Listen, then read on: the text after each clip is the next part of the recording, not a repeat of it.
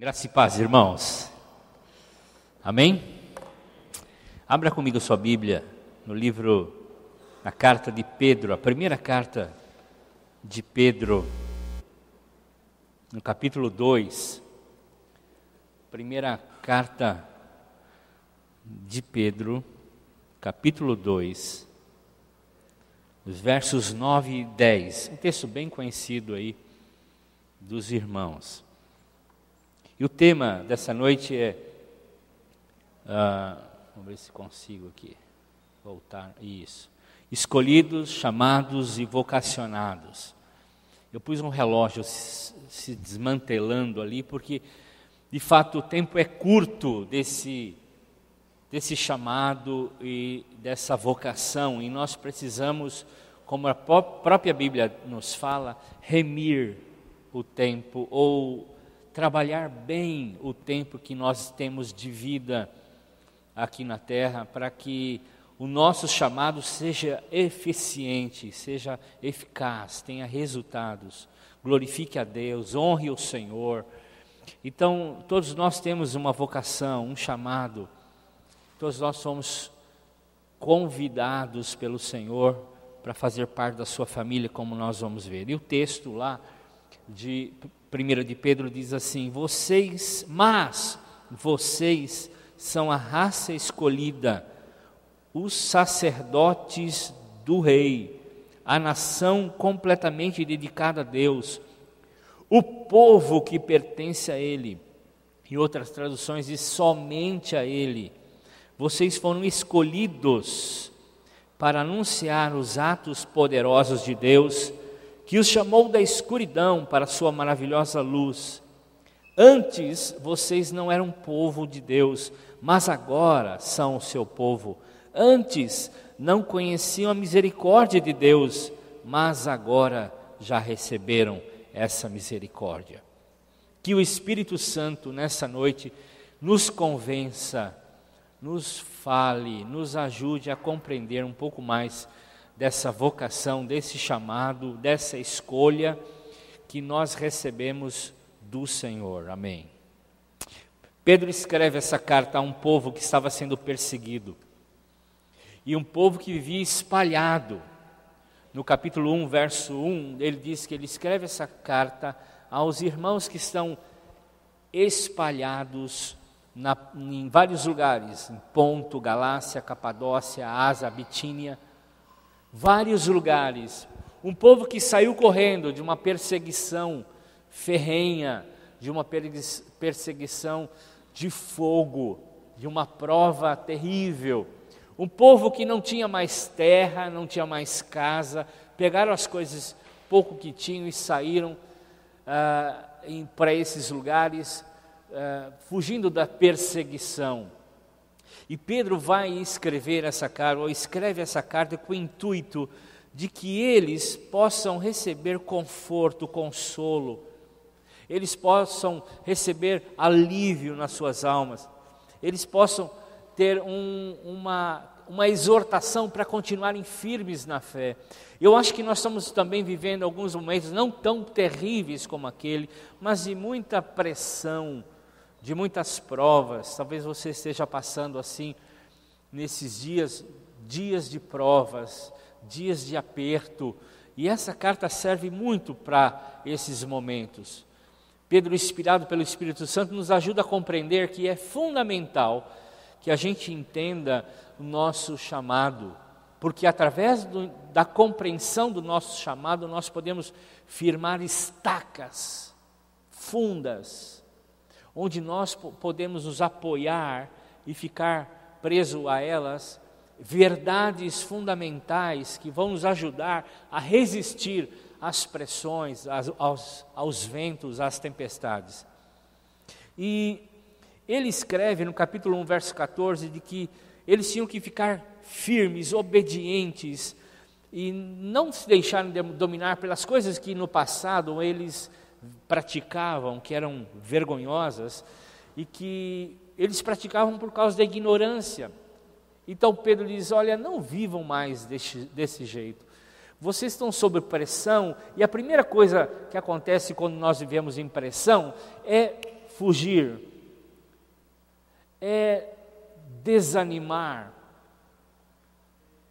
é dar um passo atrás, é começar a vivenciar experiências do passado, é deixar a mente ser tomada pela incredulidade.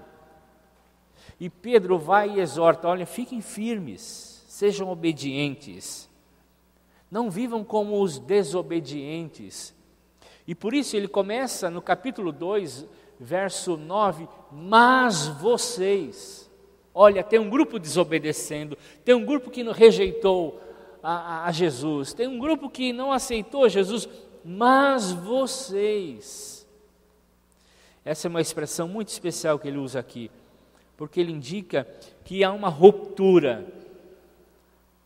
De um lado, pessoas incrédulas que estão desesperadas, que não creem em Deus e não têm Deus como o Senhor das suas vidas.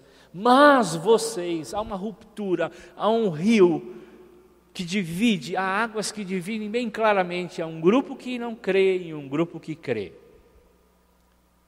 Mas vocês permaneçam firmes, mas vocês não olhem para trás, mas vocês creiam em Deus, busquem em Deus, andem com Deus. Não permitam que a mente de vocês sejam tomadas pela incredulidade. Nós enfrentamos diariamente desafios, somos abatidos, somos muitas vezes de forma consciente e não inconsciente desanimados, mas vocês continuem firmes. E nós precisamos ter consciência de quem somos. Nós somos a igreja. Nós somos a igreja. A igreja. A igreja não é esse prédio. Nós pregamos muitas vezes sobre isso e queremos repetir, porque é fundamental que a gente tenha essa compreensão. Nós somos a igreja, você e eu somos a igreja. Igreja não é um lugar. Igreja somos nós. Quando nós nos reunimos nas casas, lá está a igreja. Quando nós reunimos em família, lá está a igreja. Lá está a igreja. Então, nós somos a igreja. E precisamos entender o que faz a igreja, o que é a igreja. Igreja somos nós. Mas o que faz a igreja? E no capítulo 1 a 8 ele dá essa ruptura, dizendo que tem gente que está rejeitando a Cristo, mas vocês são igreja. É um povo. E ele começa a falar sobre a natureza da igreja, a nossa natureza. Eu e você temos uma natureza nova. Nós cruzamos um rio da incredulidade e agora cremos. Nós cruzamos um rio que nos fazia distantes de Deus, agora estamos em Cristo. Nós cruzamos um rio antes desanimados, desesperados, condenados, agora estamos experimentando a grandeza, o poder, a bênção e a salvação do Senhor Jesus. Mas vocês são raça escolhida. Raça escolhida. A palavra grega para raça é genos. Genos. E significa geração. Vem derivado da palavra genoma. O DNA. Nós somos uma raça. Pedro está dizendo, nós somos uma raça, uma linhagem, temos ascendência, temos sucessores, temos descendentes a partir de um único antepassado. Pedro está dizendo e descrevendo que nós recebemos um genos, um genoma, um DNA espiritual. É isso que Pedro está dizendo. E ele diz uma outra palavrinha grega que fala sobre escolhido, eklos. Nós somos uma raça escolhida. E a igreja foi escolhida pelo Senhor. Nós, igreja, somos escolhidos do Senhor. Não somos melhores que nada, nós vamos ver daqui a pouco.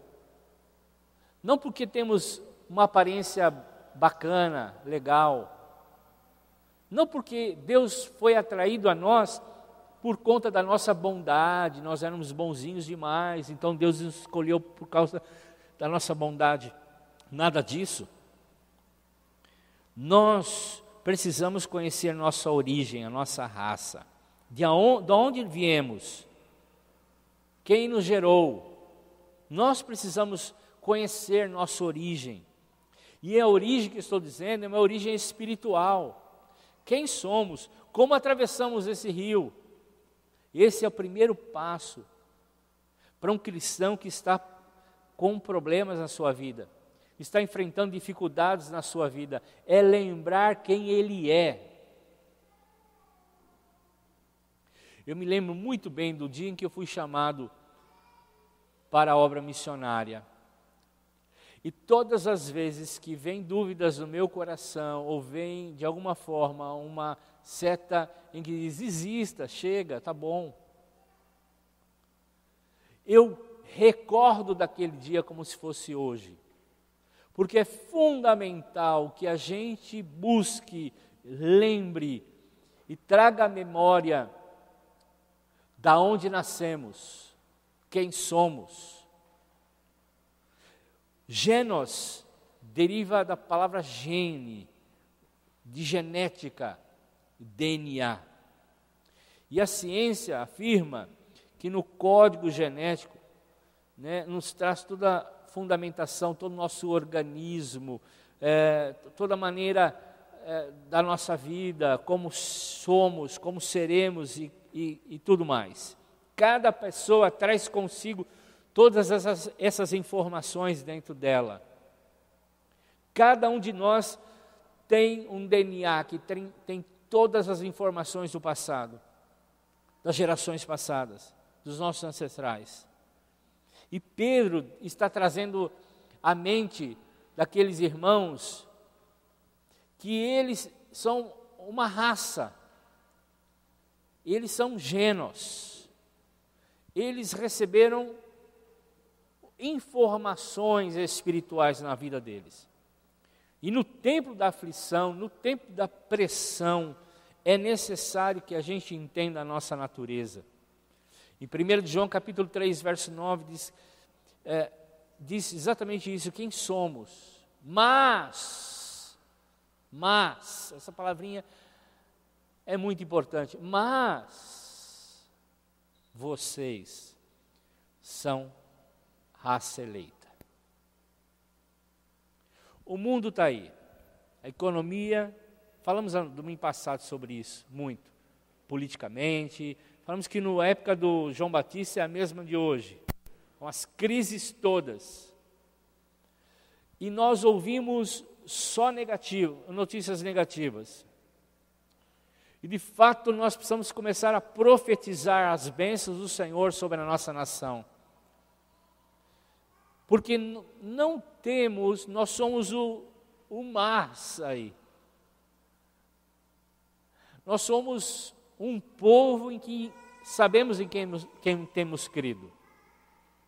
Sabemos que aquele que nós temos crido é poderoso para fazer muito mais aquilo que nós pedimos ou pensamos. E Pedro está dizendo e tentando trazer à memória a esses irmãos que dentro deles, a semente de Deus, ao DNA de Deus. O DNA de Deus corre dentro deles. Agora temos Cristo, a natureza de Cristo dentro da gente. E Pedro quer dizer que a obra da cruz lá trouxe para cada um de nós um novo coração. Arrancou o nosso coração de pedra e transplantou em nós um coração de carne. A profecia de Jeremias, capítulo 31, Ezequiel 26, falando sobre essa profecia, o João traz à nossa memória, e à memória daqueles irmãos, que nós somos uma raça, e que corre dentro de nós um novo DNA, o DNA de Deus, o código genético espiritual de Deus, uma raça nova, uma geração nova. E a gente começa a entender isso e a transformar nossa mente quando a gente tem essa compreensão de quem somos. O mundo está assim, mas eu sou raça eleita. Passo a crise junto com os demais, mas eu sei em quem eu tenho crido. Passo as dificuldades, as pressões, as tristezas que a vida traz, mas eu sei que a qualquer momento o Senhor vai intervir nesse negócio aqui e as coisas vão melhorar. Eu passo dificuldades e angústias, mas, junto com todo mundo, mas eu sei que a minha esperança está no Senhor e não nas coisas. Então, o Pedro começa a traçar essas informações. Ele diz que essa raça é escolhida. É escolhida. E o adjetivo eketos significa foi um povo que foi ajuntado e trazido para perto de Deus. Essa expressão eketos diz eleitos ou escolhidos. Deus fez assim, pegou para si, trouxe para Ele. Está junto de Deus. Ele separou para si. Ele diz, esses aqui são meus.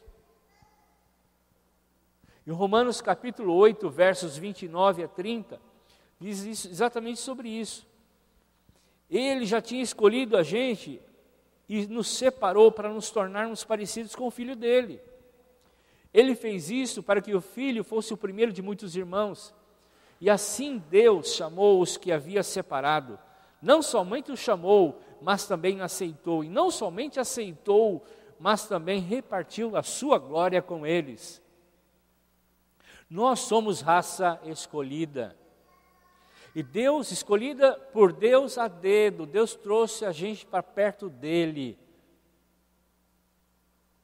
Deus nos aceitou, Deus nos recebeu e Deus repartiu conosco da sua glória, do seu caráter, do seu DNA.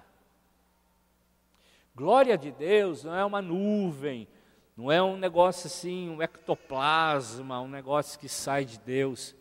Glória de Deus é o caráter de Deus. Quando Moisés pediu assim para Deus, lá no monte, Deus, mostre a sua glória, mostre a sua face. E Deus mandou ele se esconder numa fresta, numas rochas, e diz o texto, Moisés olhou para Deus e viu a bondade de Deus.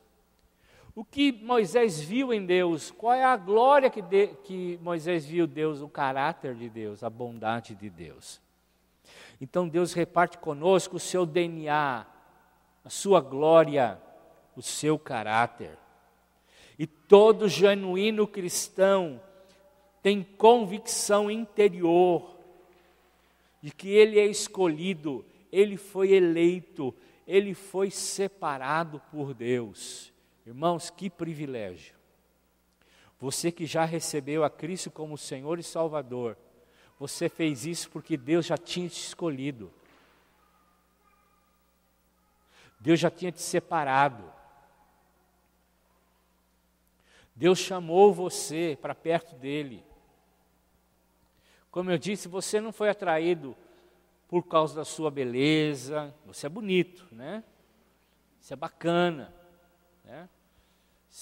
Exatamente, se você não estivesse aqui, eu seria a pessoa mais bonita daqui, mas você é bonito. Mas não foi a sua lindeza, a sua boniteza, né, como diz, que atraiu Deus, seus olhos. Não há nada em mim, em você, que atraia Deus, nem o nosso louvor, nossa música, nada disso atrai Deus. Deus nos amou antes mesmo de a gente expressar qualquer desejo por Ele. É isso que a Bíblia fala. E a Bíblia diz que Ele nos escolheu, Romanos 8 aí, antes da fundação do mundo. É um negócio estranho para a gente entender. Eu não vou falar sobre isso, mas quero dizer que Deus te escolheu, te separou. E se Ele fez isso, você está com Ele. Ele não abre mão de você. E nada nesse mundo pode separar você do amor dEle. Nada. Nem uma crisinha.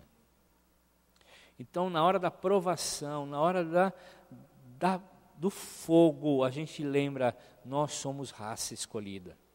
Fomos feitos raça escolhida por conta de Cristo e por meio de Cristo. 1 Coríntios 5,19, Efésios 1,4, Efésios 2,5, todos esses textos falam sobre isso. Foi por meio de Cristo. Antes da criação do mundo, Ele nos escolheu em Cristo, para pertencer a Cristo. Quando estávamos espiritualmente mortos por causa da nossa desobediência, Ele trouxe vida em Cristo. Então essa expressão, em Cristo, muito usada por Paulo, 164 vezes, Paulo escreve em Cristo, ele gostava muito disso. É exatamente essa expressão a qual nós somos escolhidos. Em Cristo fomos escolhidos. Através da obra de Cristo, através da morte de Cristo, eu e você fomos escolhidos. E a palavra de Deus nos diz em Efésios 2,8, exatamente isso.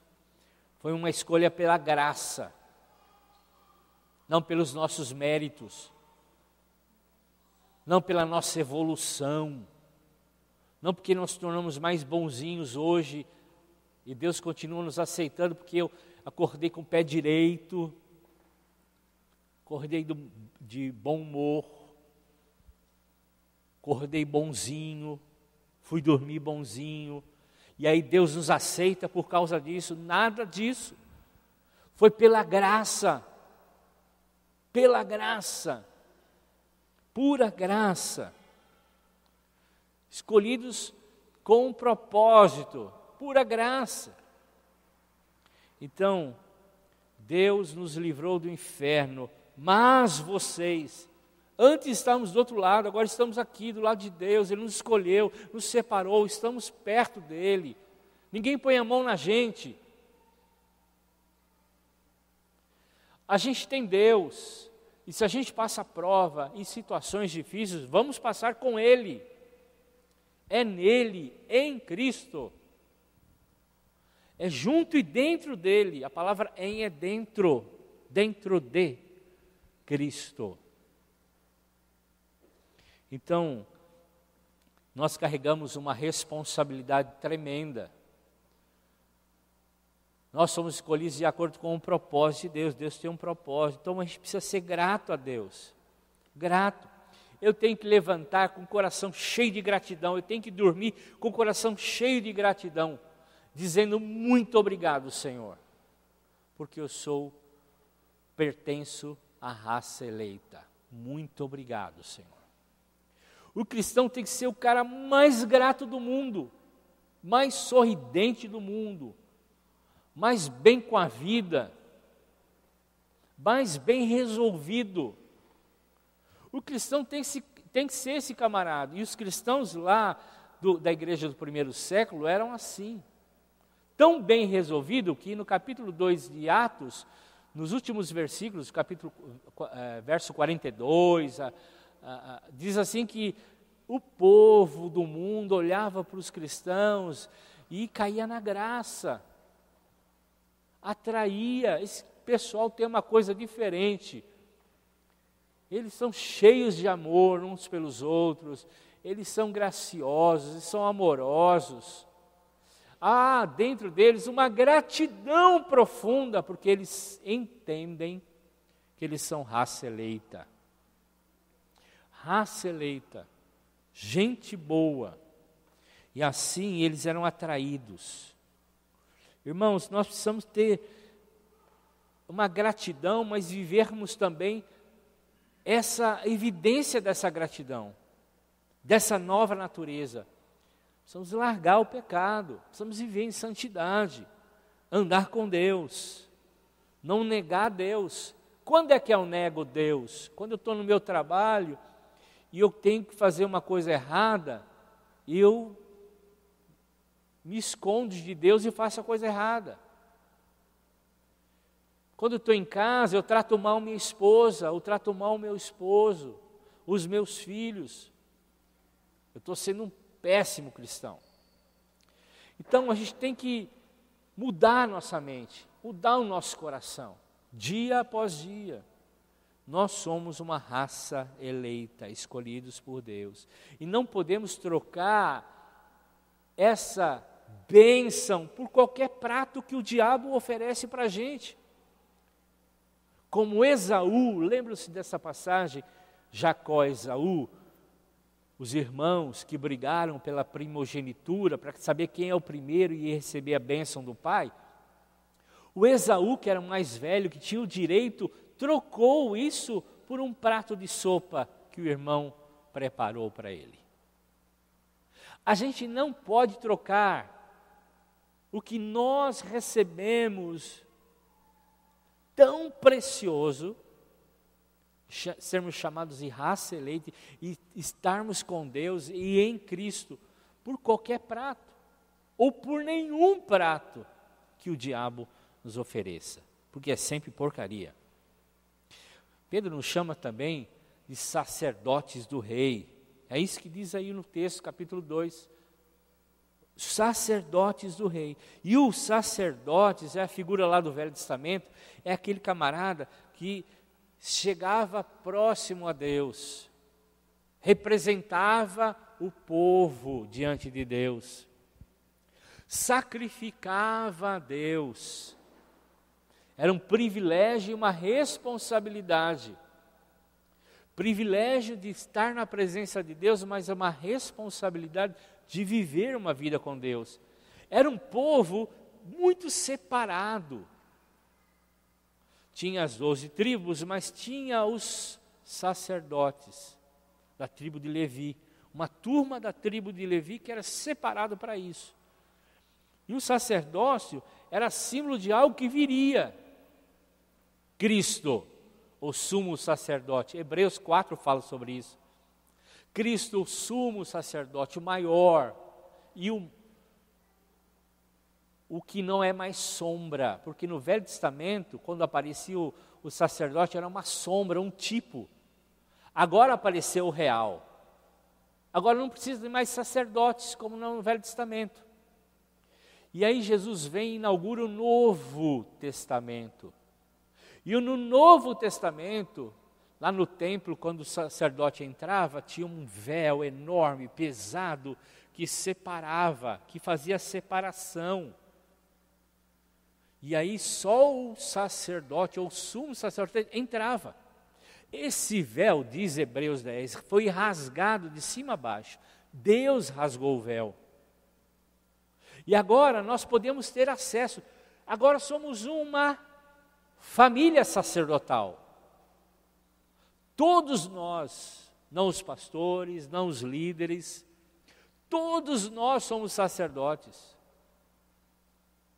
Todos, sem exceção. Nós somos sacerdotes do rei. Rasgou o véu. Todo mundo pode entrar à vontade, porque não precisamos mais levar os sacrifícios lá para o sacerdote, porque o sacrifício já foi feito, Cristo único, acabou, não precisa mais de sacrifício algum. Deus não exige de nós sacrifício algum, porque todo sacrifício tem suor humano, tem sombra humana. A gente não lê, eu gosto tanto dessa matéria, Levíticos, o Pentateuco, e lá tinha horários para sacrificar. Não sei se os irmãos observaram isso. Tinha horário para sacrificar, não era qualquer horário não. E o horário do sacrifício, quando o sacerdote ia levar lá a ovelha para o lugar onde eles queimavam, em horário algum a sombra do sacerdote caía sobre o altar. Por quê? E eles viviam com aquelas estolas, aquele turbante e uma série de coisas. Por quê? Por que só o sacerdote usava aquelas roupas? Por que eles sacrificavam só naqueles horários? Porque a sombra do sacerdote, nem o suor do sacerdote podia cair sobre o altar. Sabe o que Deus estava querendo dizer? Não é por esforço humano. Nunca foi e nunca será por esforço humano, mas pela graça e misericórdia de Deus. Ele nos aceita. Então o sacrifício veio, Jesus, único, definitivo. E aí então ele que é o sumo sacerdote e o sacrifício eterno. Agora quem é sacerdote? Todos nós. Podemos entrar na presença de Deus, lá no seu quarto de escuta, na sua devocional, ou ouvir Deus para o seu irmão, para a sua célula. Ouvir Deus para a sua célula e trazer uma palavra de Deus para a sua célula. Ouvir Deus para o seu irmão e trazer uma palavra de Deus para a vida do seu irmão. Ungir com óleo o enfermo. Isso não é privilégio dos pastores, dos líderes, não, irmãos. Todos somos sacerdotes. Amém, queridos? Estão entendendo isso? Todos somos sacerdotes. Não é heresia, não, irmãos. Isso é Bíblia.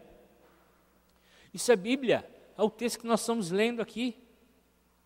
Então, o Pedro nos chama, nos convida a entender que nós somos uma classe agora de sacerdotes do Rei. Todos nós somos sacerdotes.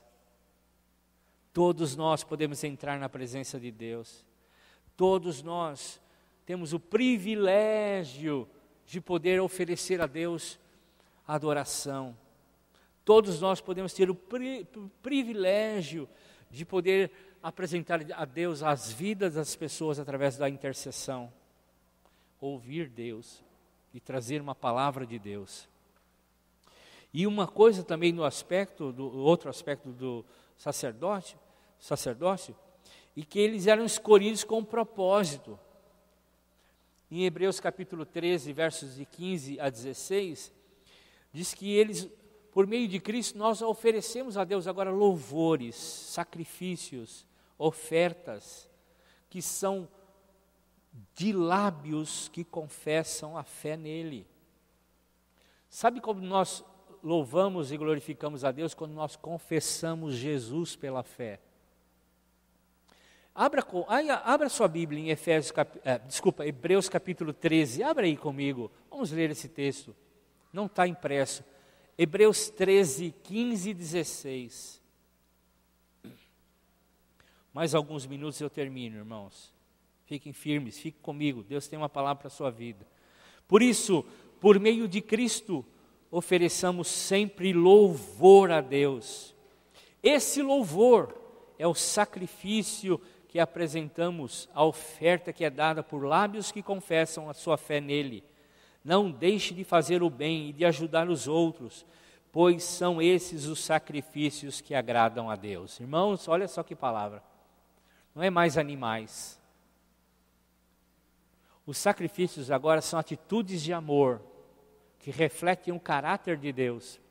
A igreja do primeiro século diz, o capítulo 2, versos 42 até o final, de que não havia necessidade entre eles. Sabe por quê? Aquilo que os irmãos estavam compartilhando aqui. Qual era o maior valor da igreja? As pessoas. Qual era o maior valor da igreja? As pessoas. Então, eles amavam tanto as pessoas, e quando via necessidades dentro da igreja, eles não pensavam duas vezes, eles vendiam o que tinham e repartiam. Esse é o sacrifício, essa é a atitude do cristão, do verdadeiro cristão, que glorifica a Deus. É uma nação completamente dedicada a Deus, diz o texto. E a palavra aqui fala de um grupo de pessoas que vivem o reino e os valores do reino e os princípios do reino. Vivem o reino, vivem os valores do reino. Nas casas, nas ruas, em qualquer lugar, lá está um grupo de pessoas vivendo o reino. O que nós fazemos todos os domingos aqui no CTM, aqui no culto? Ouvimos uma palavra desafiadora, ouvimos um ensinamento para nosso fortalecimento da nossa fé. O que nós fazemos de segunda a sábado? Vivenciamos o reino. Vivenciamos o reino, vivemos o reino neste mundo. O que é viver o reino? É amar, é perdoar, é dar, é abençoar, é bendizer, é ajudar, é alimentar, é sustentar em oração os demais. Isso é reino. Reino é maior que esse lugar. Reino é maior que essa reunião. Isso é reino. Isso que o povo completamente dedicado a Deus faz. Um povo que foi separado para fazer essas coisas. Um povo que pertence somente a Ele, diz o texto. E pertence a Ele porque é propriedade. Lembra-se uma mensagem que eu preguei aqui um tempo atrás? Que nós somos livres, como escravos. E aí nós, como escravos livres, falamos assim: Deus, eu não quero ser livre, eu quero ser um escravo de amor. Vou lá e furo minha orelha na porta da casa de Deus, dizendo: eu sou um escravo de amor. Um povo que pertence a Ele, que tem uma marca, a marca do Espírito Santo, um selo dizendo propriedade do Rei. Eu e você temos essa marca. Temos o Espírito Santo de Deus, que é o selo, dizendo, é propriedade exclusiva de Deus. Deus não nos chamou para ir para o céu, irmãos. Heresia, pastor. Heresia não. Se você pensa que você foi chamado por Deus, ou salvo por Deus, para ir para o céu, você está enganado. Você foi salvo por Deus para viver o reino de Deus aqui. Primeiro aqui. Porque a terra vai ser restaurada um dia. Novo céu e nova terra. Nós vamos subir e depois descer. Um novo céu e uma nova terra. Mas nós não fomos salvos para ir para o céu. Senão, seria assim, no dia do nosso batismo, o Ronaldo foi batizado, né? Ronaldo, demorou quantos segundos o seu batismo? Foi imersão? Foi imersão, o batismo dele? Quantos segundos foi o Jimmy? Quem batizou o Ronaldo? Hã? Então, quem enfiou a cabeça do Ronaldo dentro? O Jimmy enfiou a cabeça sua na piscina. Cadê o Ronaldo? Está aí? Ronaldo, quantos segundos o Jimmy deixou você lá? Uns 3, 4? Ou ele judiou de você? 3 segundos, olha só. Se a gente fosse salvo para ir para o céu, o Jimmy ia deixar ele lá uns 6 minutos. Aí o Ronaldo ia para o céu. Nós fomos salvos para ir para o céu. Era fácil. 6 minutos acabava, né, Ronaldo? Já estava no céu, pronto. Nós não fomos chamados para ir para o céu, irmãos. Céu é um lindo lugar. O céu é bacana, nós vamos para o céu. Mas não fomos salvos para ir para o céu. Nós somos salvos para salvar os nossos pecados, para tirar nossos pecados e viver uma vida de pregação do Evangelho aqui embaixo, aqui na terra. Quer ver isso? Quer ver isso, irmãos? Jesus subiu aos céus. Se ele subiu aos céus, lembra que Jesus subiu aos céus? Ele não falou assim: irmãos, vão comigo, discípulos. O que ele disse? Eu vou, vocês vão ficar aí pregando o Evangelho. Ide por todo mundo. Eu vou preparar um lugar para vocês, mas vocês têm que ir. Vão. O nosso problema não é o ir, porque nós já estamos indo. Certo? Todo mundo está indo aí, né? Todo mundo está indo. Você vai no seu trabalho, na sua família. É o indo. Enquanto indo, pregamos. Indo. É isso que Jesus fala. Vai. Saia. Vai para o trabalho.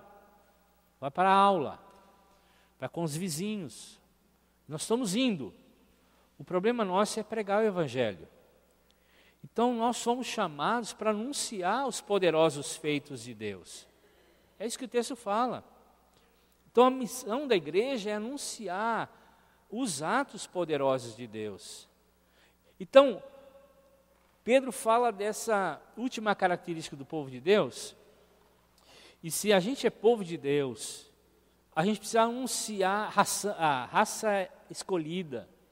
Se a gente é sacerdócio real, a gente precisa anunciar os atos poderosos de Deus, falar dos atos poderosos de Deus, anunciar os atos poderosos de Deus.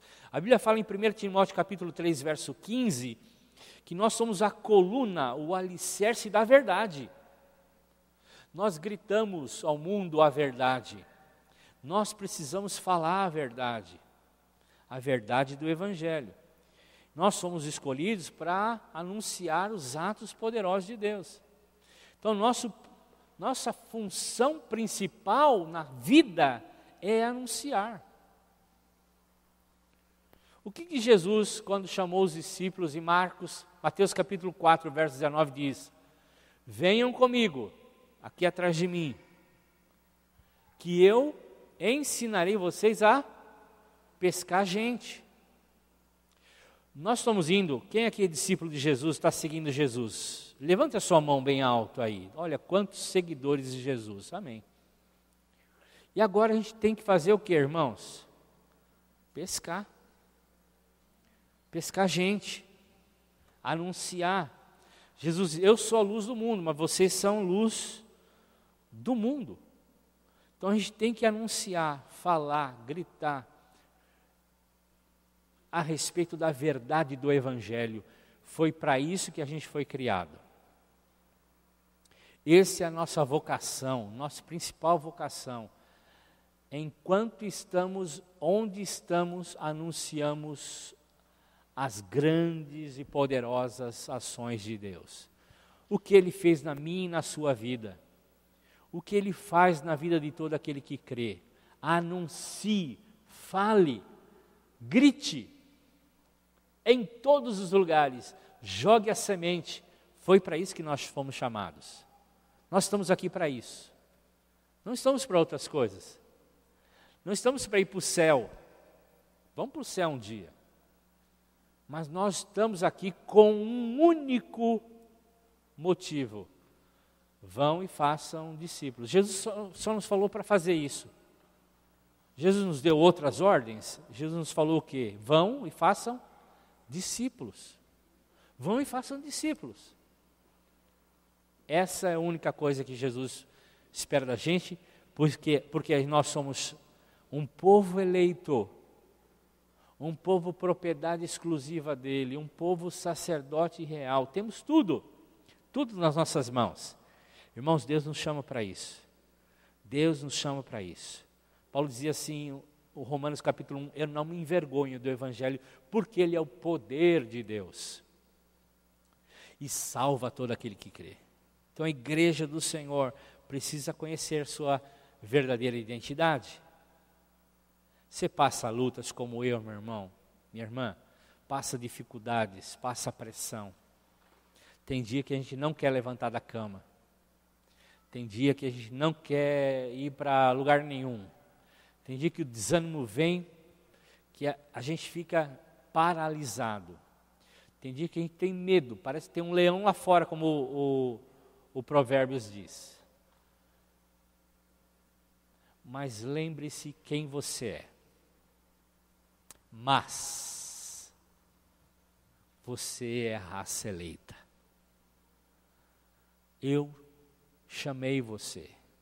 Deus fala para a gente, eu chamei você. Escolhi você para estar perto de mim, para experimentar coisas poderosas. E eu vou te ajudar nas dificuldades. Vou te ajudar a passar as crises, as doenças, os desafios. Lembre-se, eu estarei com vocês todos os dias. Lembre-se, seja corajoso, não desanime. Lembre-se, você é povo escolhido, separado. Você é um sacerdote.